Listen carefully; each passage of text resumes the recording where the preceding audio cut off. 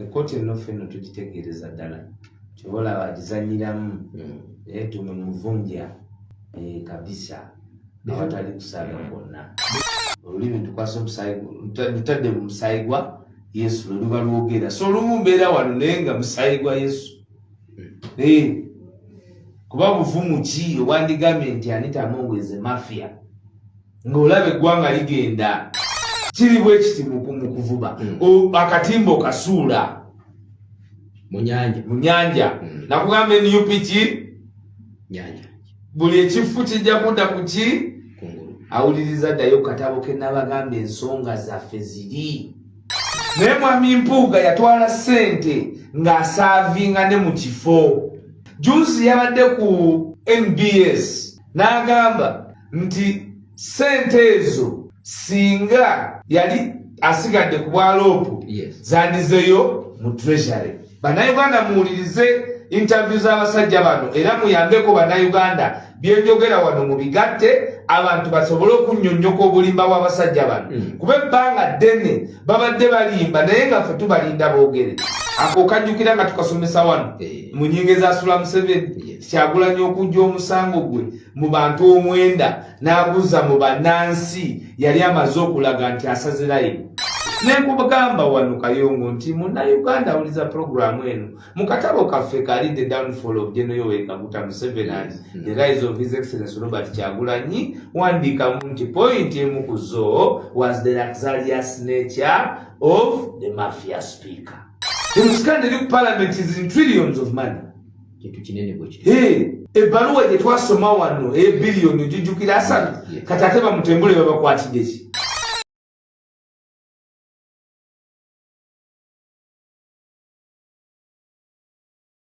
Naye kati leero bw'abanga ensonga eno emyezi 5 emabega abadde avumibwa abadde ajojoza abadde blackmailing ba buli muntu nga bamugamba ensonga yali gikwase kisaada kikulu kati owulira abantu bali mu poliisi. Otolidde nti bantu basse poliisi aga speaker nkubulidde gye yamalidde n'essaawa zino ali ku kipa ya glucose.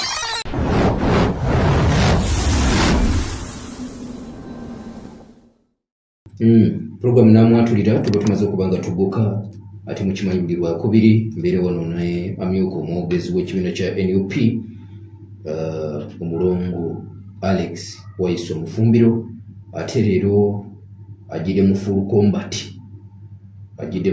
combat eriko n'eccepe Waiso obuuze ku bantu. Assalamu alaikum warahmatullahi wabarakatuh. Wa alaikum salam. Njagala okubuuza ku mwena abatuwuliriza kiseera kya nnaku mu kibiina kya National Unity Platform. Gy'oli abalamu twawerekera era ne tuziika muganda waffe Kabogo Wasyoto James Philip. Yatuvaako ku maaso yalwalamu najjanjabwamu n'abanga awonye naye obulwadde ne bumusinza amaanyi era mu kusalawo kwa Mukama bw'atyo n'amutwala gye tukakasa nti yamutudde mu ggulu kubanga Kabogo abadde aheadinga security y'ekibiina kya National Unity Platform naye ng'ebikolwa bye bisinga ebigambo byabyo ebitiibwa bangi kubanga talina lunaku luwasanga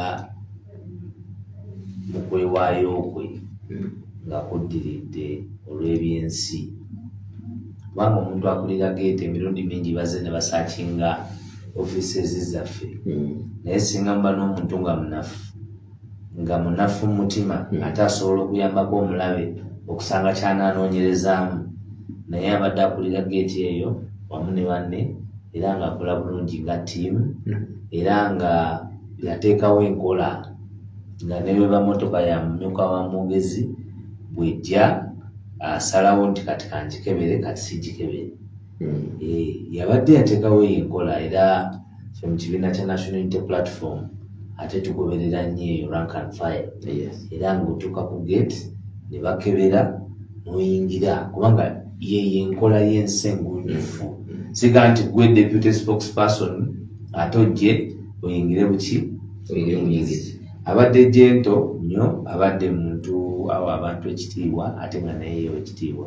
So tusaasidde nnyo omukyala we wamu n'abaana be n'abafamire ye yonna nti inna lillahi wa inna lillahi rajiun. Ate ekiro ekyakesiza olunaku lw'eggulo deputy president waffe Lena Zedriga yafiiriddwa mutabani we ddala omukulu yafuna accident. Wamala okufuna accident yagifuna deputy president alina mu kuziika Kabogo ng'akigiridde ekibiina mu Kizombo. Kyamukusamba nti olunaku lw'eggulo maaso era nja kusaba tuweeyo eddakiika emu ku lw'abannaffe abo, ku lwa famire ya Kabogo naye ne ku lwa Aaron mutabani wa deputy president w'ekibiina kya National Unity Platform naye eyatuvudde ku maaso. Bamusabidde egayaza ajja kuzikibwa olunaku lwokuna naye bitujja kugenda mu maaso nga tubibategeeza. So nja kusabayo obutikitiki obwokuba nga tusiriikiridde nga tujjukira era nga tusabira emyoyo y'abagenzi Mukama agiramuze ekisa.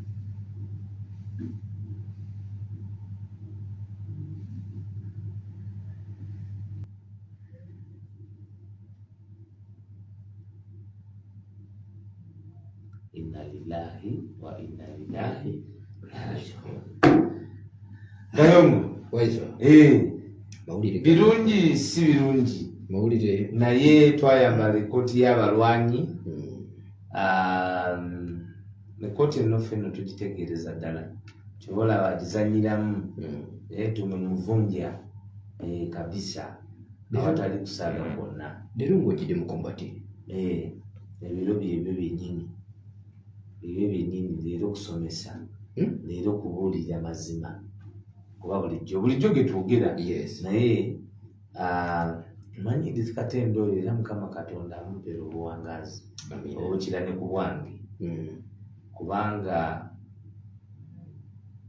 bwe bampa obwogezi nakongulagiretingibwa abantu bangi naweebwa amagezi abantu bangi naye ate yampa tteeka emu kati ate gwe oyinza obutabitegeera naye era bye bimu yagamba nti obanga ogenda ewakayomo nti ye wegamba olulimi ndukwasiza omusaayi gwa Yesu nabiisa yagweteekawo nabiisa olulimi ndukwasa omusaayi ntutadde mu musaayi gwa Yesu lwe luba lwogera. So olumu mbeera wano naye nga musaayi gwa Yesu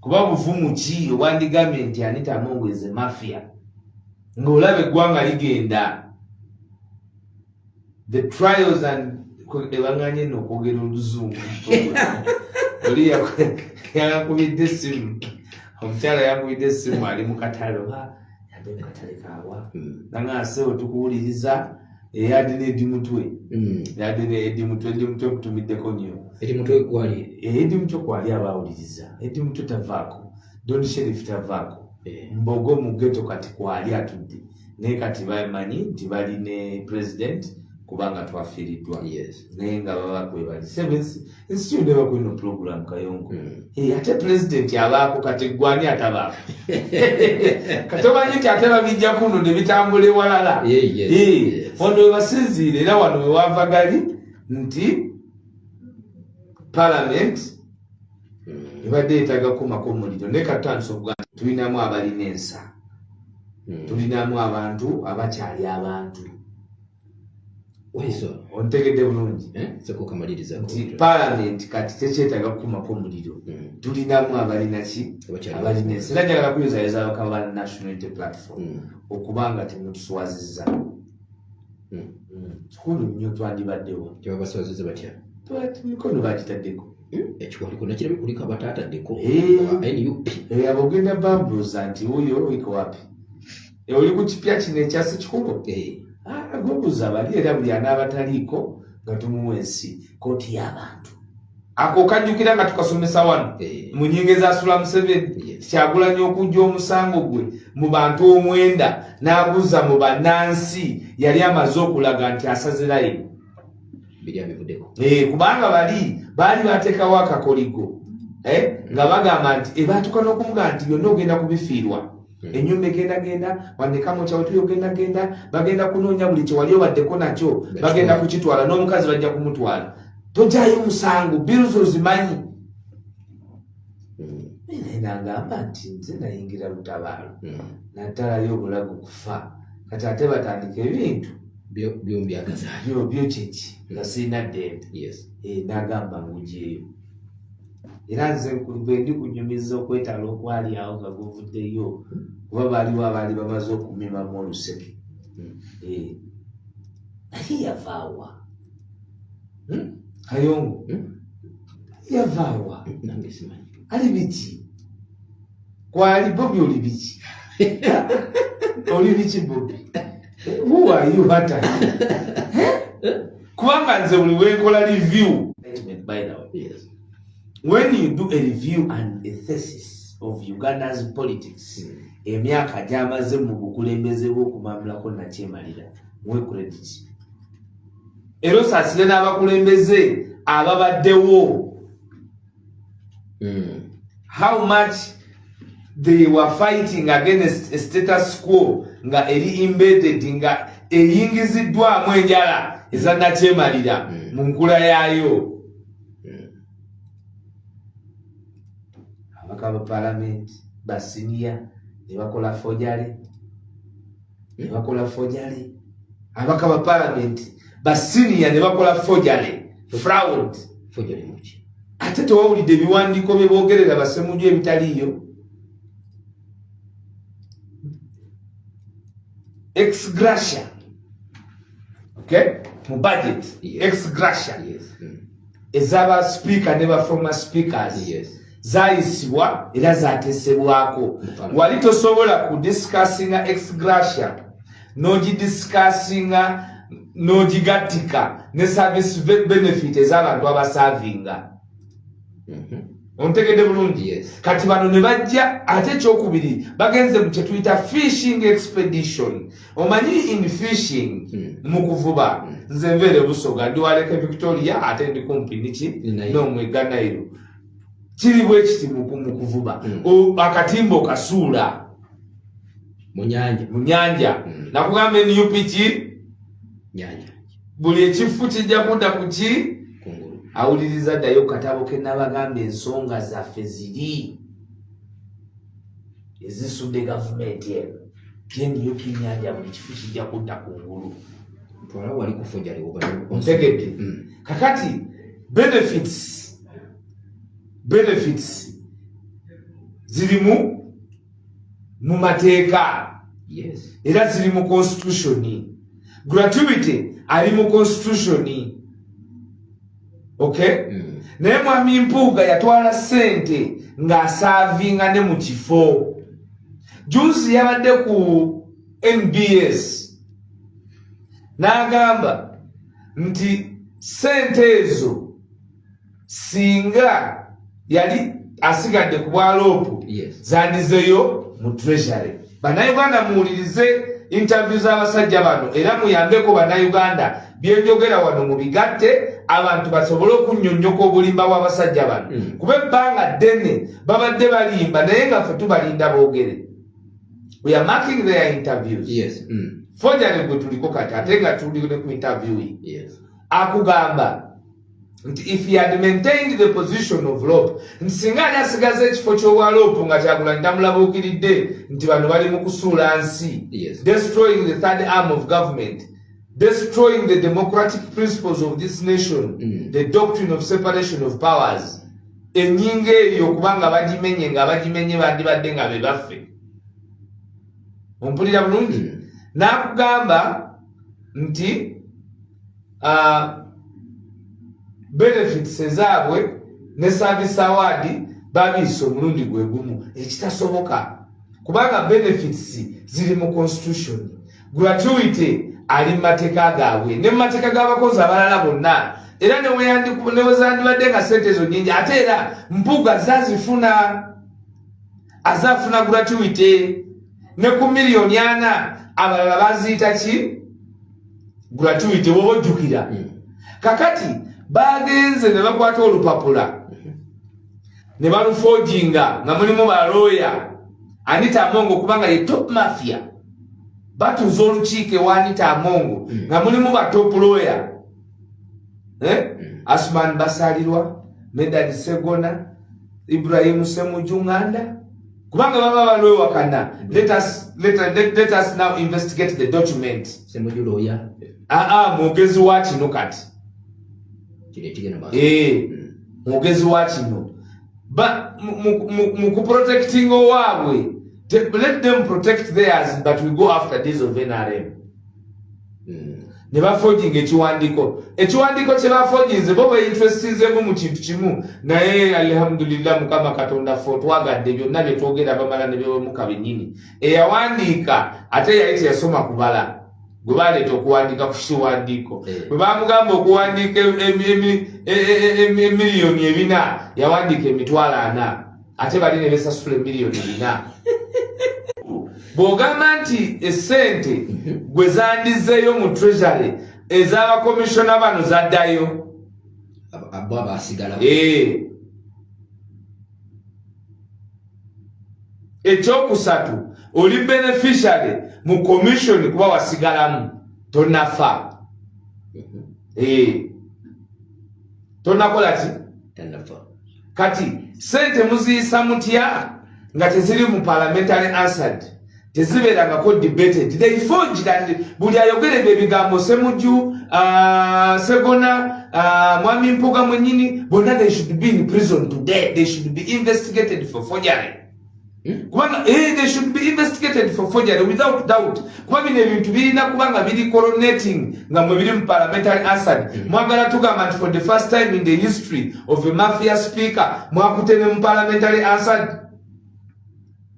Mwagala tugamba nti ku history kwa bino bintu bibeerako ku TV, bibeerako ku radio. Kayongo kisoboka nti abamawulire mwenna mwali mu parliament ne bayisa Mpuuga afune miliyoni 5 nga bamusiime olw'emirimu emirungi gye yali akoze naye nga tewali ayogedde ku mulimu ki lwaki asaana okuzifuna. Bwe baba basobodde okwogera ku auditor general lwaki ono baali tebasobola kumwogerako era ye minzaani emuwa 5 bano ne bafuna 4 yeriwa. Ninake sinategeera Waiswa ekikwasa mu ansadi oba omulamwa gw'okufojinga bino mulamwa ki kutaasa munnaabwe ani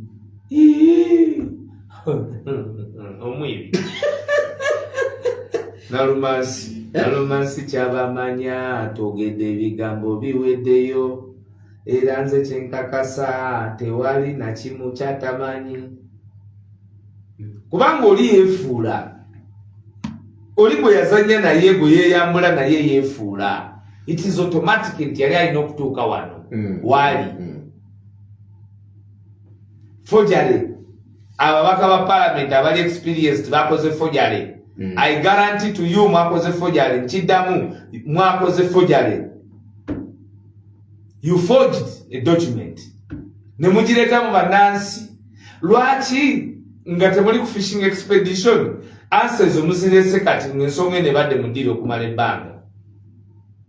Mwami Mpuuga yayogera ku CBS n'agamba tafunanga ssente kati akugamba nti yazifuna mu lugezigezi nti zandizeeyo.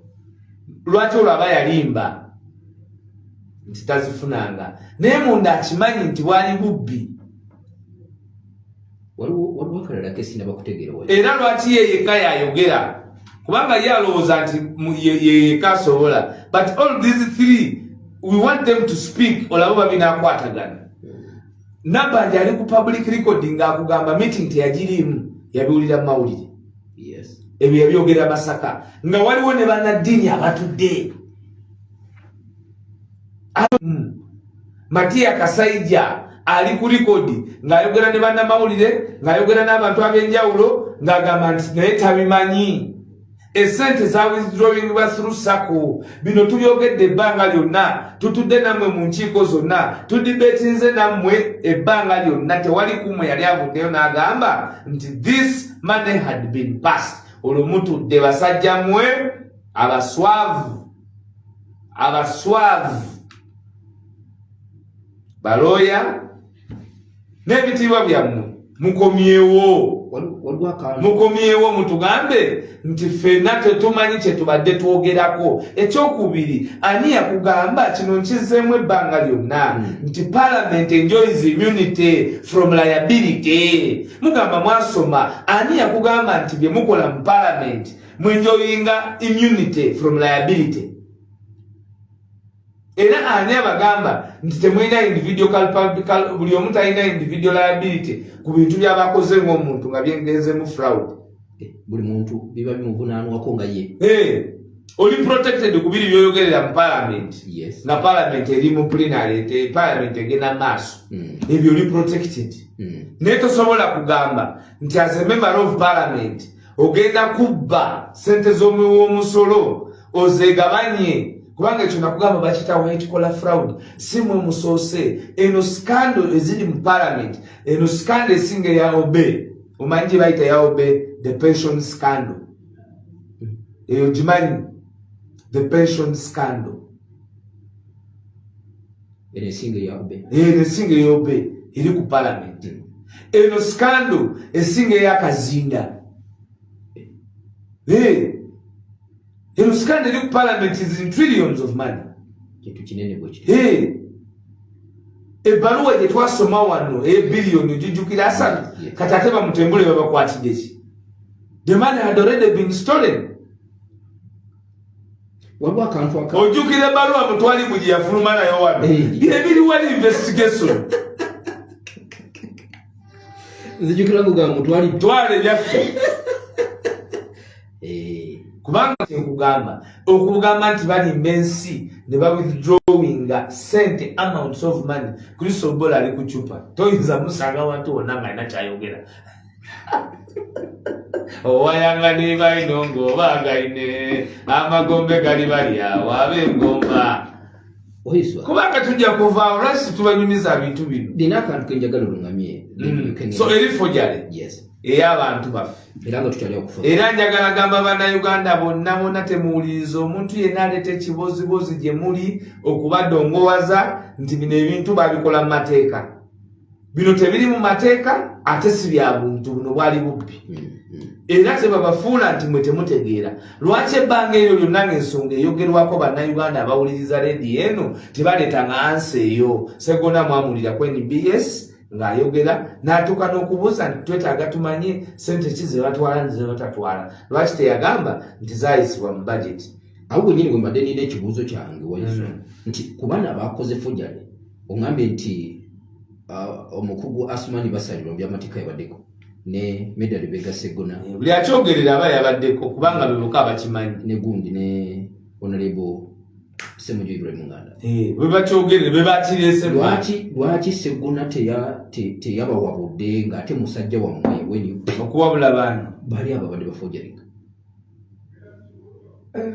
Nakyo kati olina kibuuza yeesagala mwogere. Kuba nze tenjagadde okugjawo kwe kugamba bannayuganda nti ebintu ebyo byali mu mateeka mu paalamenti. Ensonga eyo twagyogera wano ne tukugamba teri mu mateeka. Ate ne webanga mwe mwagiyise engeri gye mutandise ogiyise y'amancoolo sente mwazifuna ddi? Mwamala kufuna sente ne mulyoka mugiyisa. Ani yagambye nti bino byafojjale? Ate nze nkugambye Alex Waiso Mufumbira obaire otya munna? Olowooza bino nvaire bya bwereere? Iwe owuliriza program nakugamba nti point emu egenda esudde Gen. Yoweri Kaguta Museveni finally Kyagulanyi okutwala entebe lwe lutalo lwa parliament ne bannayuganda. Nekugamba tewabangawo mu nsi mukulembeze ku level yonna okugyako abaana b'abadikiteta be tumanyi nene abaana b'aba General Lafayette tebakola bwe bati. Tebakola bwe bati. ono abadde asinga ne Mobutu yagula emmotoka nnya yagula emmotoka nnya yagula S oba S500 brand new omwaka oguliko 2022 olunga yakamala okola ki olunga ali mu buyinza ayingidde obuyinza teyakoma awo n'akolera birthday omwami we n'amugulira Range Rover eriko 222 yali 222 teyagula yeeka naye neyegulira abaka ba parliament aba commissioner nga bamala dde okulya ne batandika nabo ne bayimirira wali ne bali receiving ekirabo kya birthday eky'omwami ku ssente z'omuwa omusolo nekubagamba wano Kayongo nti muna Uganda awuliza programu eno mu katabo kaffe kali The Downfall of General Yoweri Kaguta Museveni and The Rise of His Excellency Robert Kyagulanyi wandikamu nti point emu ku zo was the luxurious nature of the mafia speaker. The luxurious nature of the mafia speaker. Kubanga ate nakyemalira tazanya ngono nakyemalira akweka enjeru kyobola General Museveni ye buli bw'omulaba bamusaati eyo yokka n'agamba nti eno ya night you simanyi eno bazikolera wano ne baba tebazikolera wano yajja gituma nti ya wano ekulowooza sente si ya bbeeyi naye nga sente zatwala gwozimanyi lwaki tulaba kubako sayidi emu bwete akulaga kintu kimu nte naye ffe hoteri wano tugimanya nti hoteri eno kifaananyi ekyo kyajjajja bateekamu kinene nnyo awo waliwo kinene nnyo nti revenue njagala genda mu adhaani naye nga sinagenda mu adhaani bano abatandise okukutana bino okulina ab'NUP mugenda kubayibwa video ebyo si bya NUP era mu bino ebintu bya fojala ebyobulyako obuli ku palamenti Kyagulanyi Robert Ssentamu President wa Uganda omulonde twagala okwebaza mu butongole weebale kubeera generational vision bearer bwe tukinyonyola abantu nti bw'olabira wala ffe amaaso twagakulekera nti obonera wala buli omu aba alowooza twogera bwogezi era abalanga bagamba nti we are excited tubawulira naye kati leero bw'abanga ensonga eno emyezi 5 emabega abadde avumibwa abadde ajojobya abadde blackmailing ba buli muntu nga bamugamba ensonga yali gikwase kisaada kikulu kati owulira abantu bali mu poliisi otolidde nti bantu basse poliisi aga speaker nkubulire gye yamalidde nesaawa zino ali ku kipa ya glucose kubulidde era omwana wa glucose angambye tinaye yayongezi ati naye asoma tonabadde ategula namuganda buno obukuluma tebujjangako kuba naye amanyi nti mami kati pulesa nowa glucose nowa gundi Kayongo so fojale kibi tebadde toliyetinga ate ku level eyo kubanga bino ebintu byakyuka abantu bonna balaba abantu bonna bawuliriza tebayinza kubanga babawuliriza ebbanga eryo lyonna nga mwali mwatereka ansa eyo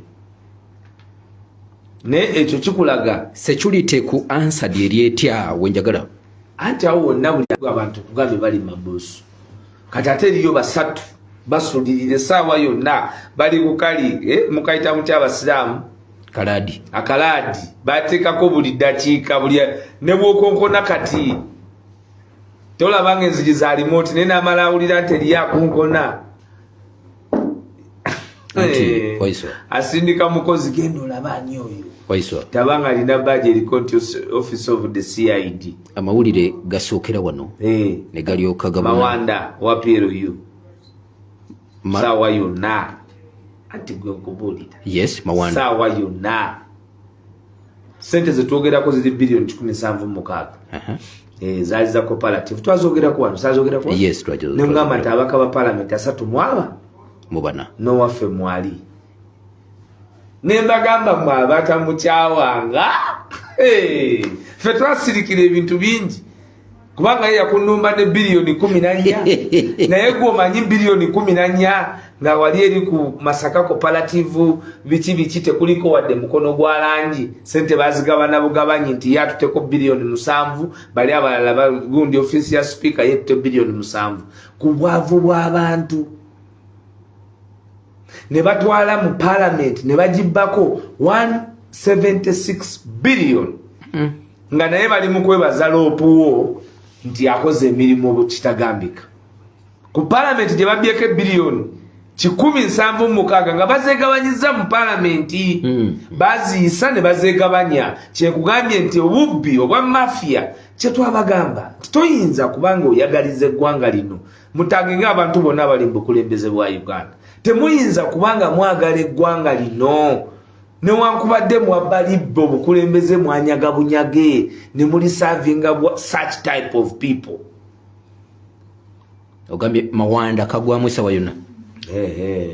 Ogambye basatu ate omulala owaffe ani owaffe kyoka gwe abafa abali ku tebuuke yali nani Mpuga zinja gw'olyogedde ate kiki ali ku tebuuke mbuuza bubuuza owa kale gwe tuli munamwatulira owammwe yaani aliko owaffe otya okwatula nawe kati waiswa wayangani naino kobagaine gwe owaffe mutegeti kwali kwa bilioni kugambye 14 yeze yafuna ne milioni 7 yatwale bilioni 7 ne milioni ne sente atenze kye nagamba wano nti bo basalawo babbe bagagawale babbe bakoleshi bagagawale babere bulungi mbo jajja bwalivaawo baliddanga bagagambu bafuge ebya struggle tebabirimu kabagiriyemu bakobako banene bali but this is plundering taxpayers money taxpayers money nkugambye bwogenda ku parliament ababaka ba parliament abeno parliament bebasinza okuba abaavu eno parliament these members of parliament kuno kupalu babeera kera basharinga mwe musinze okubeera abaavu mu parliament zonna kubanga nze ate ebbanga lyonna mbadde nkolera wali mbadde mbeera wali ku station house kinyana mpini nze sibeerangako bigere 10 okuva wali power dakika amatu gabaawo wali tobola banzija nembaloberako nembagamba nti aha wawano wuuna atwala zino kubanga tuba tumanyi. If you want to understand power and investigate power, do not be far away from power. Kade mukali tobeera wala na kintu. Kubanga tate manya ati ebirimu. The president yangamba nti obeganga nnyo. Nsomsanga mbo obeganga nnyo. Naga ne mundu obegangamu. Nawe otuuka ne weerega nti yegwe. Tubega. Era ndaseke naliwo nenseka ngamba baga nti tulina intelligence. There is no leader who would have taken such a decision nga talina empirical evidence. Era yakayana yandyebuziza nti naye omusajja ono asinzidde ku ki. Era bwe yaseka n'abaka parliament yaga nti bino bye muwulira bye bitono. Nalumansi twogedde ebigambo biweddeyo era nze kyenkakasa tewali kyokola kyotamanyi. Ebigambo byogeddwa kitegeeza waliwo ensonga ezajja zoogerebwako paka wetwaga nti biweddeyo. Yes. Wampaddeko babiri Mawanda owammwe ebuloomu wangambye basatu. Owokusatu Mutembule ye bamwina. Sise Namuju bamwina. Bwe bafunye Sise Namuju kigatto wange owawali aliwa wali otegeddeo tomanyi wali eri enakasero wansi wali ewagundi speaker wa gulukosi yalumike bulumuke leeta gulukosi simwazi kuba tewali akwata kubanga nagamba Kayongo nze nalaba kali kayura nendo zaina immune talina nga atakyali speaker nga kuza okumwagana n'ebyo ebiviri bya speaker munte w'omulokola mudole paka kibuli mulimu dakiika iwe tewaliwo graffiti nti abazungu balimba bayise etteeka ly'amafuta ne bagenda ne babbirako ssente ne bakomawo nga parliament opposition emaze okola walkout baagala okola supplementary ya butabalika oba wali 7 tewaliwo bagenda kubuyikiza kigendagenda mu record nti bawalkinga out ne bakeera ku maca ono n'ateekawo olukiiko ne wangadya najja neyefuula nga byayogera tebitegerekeka ono n'akwata ababaka baffe n'abazaayo mu parliament ne bagabana ssente omuwudu nina kyenjagala okubuuza Waiswa tulaba president Yoweri Kaguta Museveni ajjeyo amaanyi no program. We don't knight criminals in our program. Kalu kaffe kimanyi bulungi nnyo nti kabbibwa ebyo mwite jeno si kibi kubanga kati mbasiwulidde omanyi bwogenda mu kooti nga toyambadde suuti omulamuzi agamba you are naked kakati you are not talking you are killing the program n'abawuliriza bali bonna kuno kweno program tekuba muntu atayagala Jeno Museveni aveeko tekuliko muntu yenna era ffe wano tuzimba kapasite abantu kunyiga bantu kusunguwala na kubamanyisa nti ensi bagibba mugolokoke twetaase. So Jeno gwe tuliko okujja kutoyinza muna Jeno abazungu bagana omuwa kino ate gwe kimuwe ye mwennyini yatulimba ati aleeta abavubi ng'aleeta babbi noba neno parliament nga omubbi asooka ye speaker atula mu lukiiko n'ateekateeka nti kati bino biyite zino sente zange ekizimbe kya parliament nakubuuza nti bazimba kyekyo kikye bazimba ku parliament Kadaga yavaawo nga bagenda kumaliriza ono bwe yajja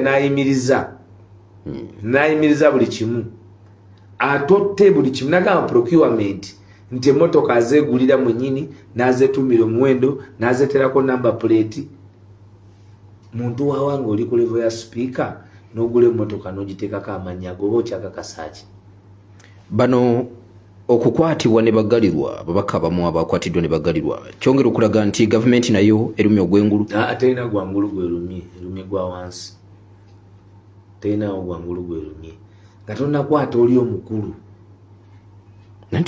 anti olwo batandise ebiri ku fayiro bye balina ku Anita Amongo bimala bino byonna superintendent waabyo kuba bano bonna Mutembule yali wa Democratic Party ampuliriza yakajoininga NRM tanaweza na myaka emeka tanaweza na myaka 4 mu NRM onfuna bulungi aliho yakajja mu parliament tanaweza na kisanja kimu na kitundu aliho yakajja mu parliament kubanga bajjayo FDC ndowooza aliho yakajja mu parliament aliho gwe bakutte yakajja mu parliament abadde akozesa abantu bano ng'abakozesa nga bakonduti ng'ebiwandiiko ebyafuluma ng'oli Rani Ismaili gwe wawulidde nti ye bamusanze ku booda yabadde agenda sinakakasa oba sente bamusanze nazo oba nedda n'eriyo gwe basanze ku booda yadde amalamu omusubi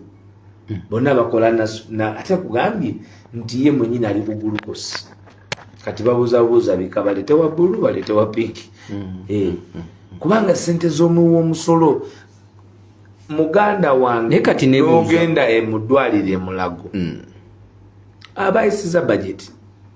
bayisiza budget yes e Mulago ICU unit balemedde okufuna biliyoni 2.5 intensive care unit ampuliriza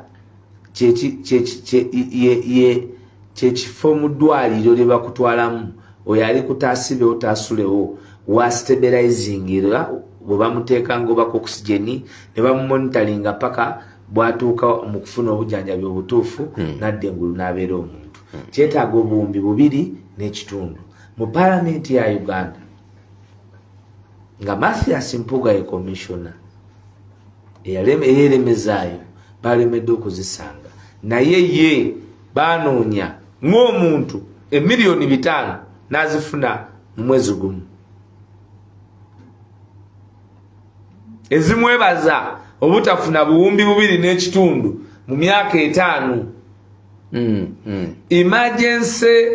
Emergency unit ye Mulago emaze emyaka 5 ng'emisinga 5 billion okuja updating era wali we bagenda babudamizibwa obudamizi n'abasawo basaasire talina wajanjabira talina giraavu awulidde nti gwe omukulembeze Mathias Mpuuga wewadde miliyoni 5 byetwogerako bya ddala intensive care unit ye Mulago parliament ya Uganda yafeirinze okufuna ne regime ya General Yoweri Kaguta Museveni bafeirinze okufuna billion 2.5 okulaba nti abannayuganda tebafa e Mulago obuwumbi 2.5 naye abantu bana batuula Mathias Mpuuga, Sirwanyi Solomon, Achani ne omulala we Maserengeta batuula ne begabanya akawumbi kamu ne miliyoni 7. Bw'oba onoonya obuwumbi 2.5 n'ofuna akawumbi kamu ne miliyoni 7 ampuliriza oba osigadde onoonya miliyoni 8 oba otambudde ebitundutundu kumpi 3/4 byoba wetaaga. Yes.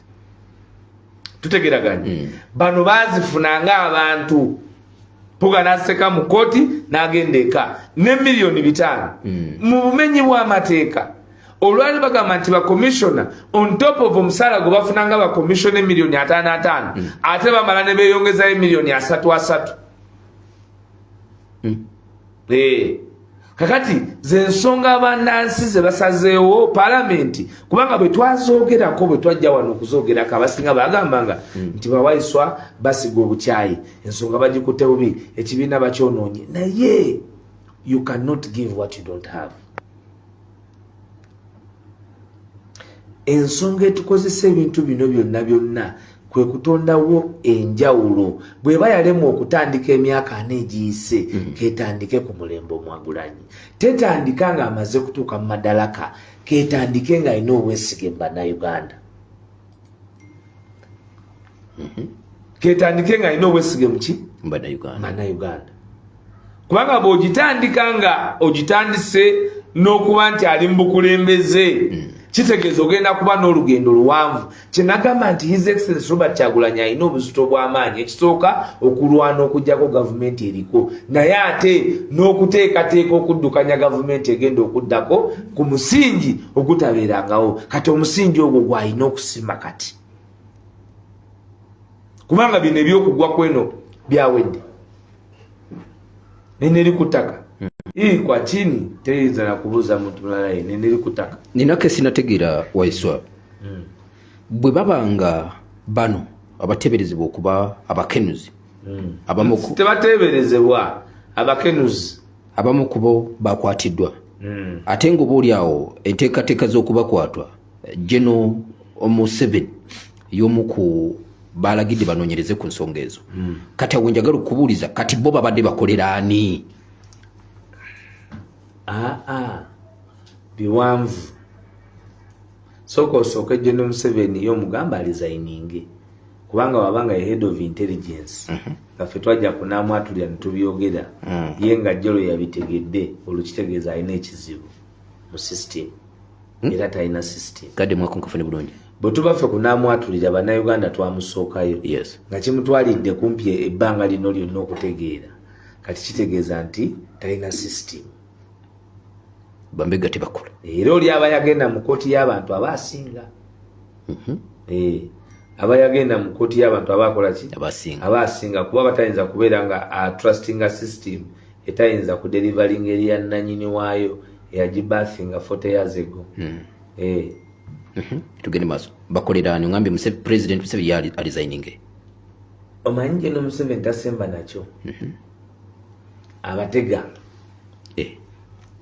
atega asula ekisente asula ekisente ukitegedde kakati bano yabasulira ekisente kakati bonna teyayita beetaaga era bwolaba bebakutte aliho oli yave Soroti Mutembule of course ono abadde akozesa Eastern Dock okugezaako okulaba nti akola loot ey'amaanyi LOOT okuba nti ndi specific loot nti akola loot ey'amaanyi ku nsawo ya Uganda kati najjako yeekobana n'abagezi najja yeekobana n'abantu abamu abeeyita abagezi bonna yeekobana nabo okulaba nti bayimirizaawo obuyaaye n'obulyako buli ku parliament nakugamba nti corruption eri kweno parliament eya unprecedented luli corruption eyaliwo ey'amaanyi ku parliament ku mulembe gw'abakadaaga ate eyo yali ndala nti ababaka ba parliament bakozesanga committees zino okuba nti basuffocatinga institutions in terms of accountability n'ebirala era nga babajjako ssente nnyingi nnyo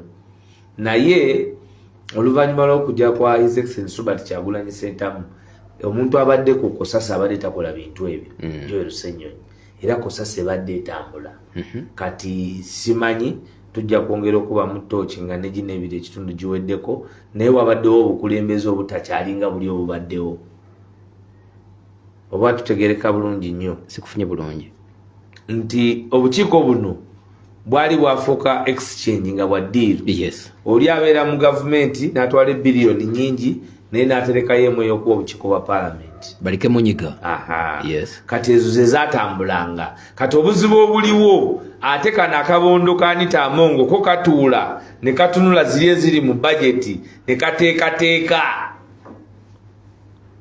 kyova olaba bajja bakugamba twaziyisa bagamba twakola ki baziyisa ne kateekateeka obulyake nkugambye eno skando gwayagala eno skando esinga eyajjamwa kyandijjamwa ate nga kyandijjamwa y'omu ku ba first high profile persons abali indicted ku high crime high white collar fraud kubanga buno obulyake obulala babita white collar bakozesa ekkalaamu n'olukujjukujju okunyagulula ensi era ne bakulaga nti oli ajanaga kiri muki mu mateeka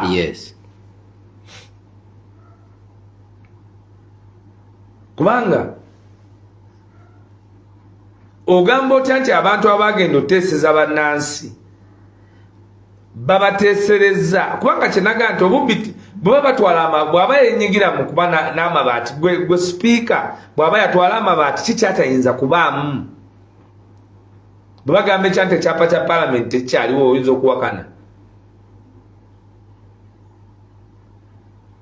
ne balinnya ennyonyi ne bagenda basinkana ba Invest Kenya ne bajja ne bayisa etteeka erikwata ku ggwanga nga interest zaabwe si za ggwanga kubanga owulira Anita Amongo ng'ayogera buli kiseera foreign interest foreigners my tickets in Bukedea n'ogamba nti oba bali mu kumazima naye n'agenda e Kenya n'asindika ba emissaries ne bagenda e Kenya ne banegotiating sente ne bavaayo ne sente ne bakomawo ne bayisa etteeka nga terife balinga munnansi n'etteeka ly'ebisiyaga nalyo baalireeta kuba baali negotiatinzeemu ddiiru era e London abamu bagendayo. It is part of the indictment of her being sanctioned nga bagala 400 million pounds. Can you imagine? Naye ku bubbi bwe baga nti eggwanga lyammwe bakutte 176 billion. Munnayuganda byenjogerako siri mu firimu nti Anita Amongo yakulembedde okutwala ku ssente z'Abannayuganda ebbiliyoni 176 nti bazireeta mumwe okulisa statinga cooperative cooperative zeze zibayamba mwe Bannayuganda okulaba nti bwoba badde olima kasooli oyo abeerenga amanyiddwa baali babaletedde compensation mu abafiirwa ebintu byammwe mwezo cooperatives n'okuddamu okuzirisa statinga bano sente bazegabanya. Kino kisingadde BAT scandal. Waliwo akantu akalala akambuzabuza Waiswa Kane. Billion. Yes. Billion 176. Awo wenyini wendaga. Bana bakwatiddwa abatali ba commission. Yes. Bo bakwatiddwa. Bo sente ba commissioners be baziba akati abo Anita Amongo yabayisizaamu sente yeze yatikula pitirifu oli oiso nkubuulira mutembule bamwesamu ndoza kwa kaunti naga balina bagenza okukola balina enkiiko ze bagenda okutuuza bino byenda kuleetera wano ebyobuyaayi yes tewali lukiiko lwatuula kiri ekiwandiiko kiwawa mutwalimu tewaliwo lukiiko n'olwo lwatuula sente nga bazitwala kati babadde balwana nekyebayita accountability running after nti balina nti atutte General Museveni amulaze essomero lyonna yalitumye mannya ge ennimiro ye Natasha woodi ye Janet Kataha eri omukyalo omufiira abantu byonna yagenda awo abaana amannya kubanga teri kyeyawawulinya ddala okugjako amanya ga president aye teriyo ddwaliro tabanamukyali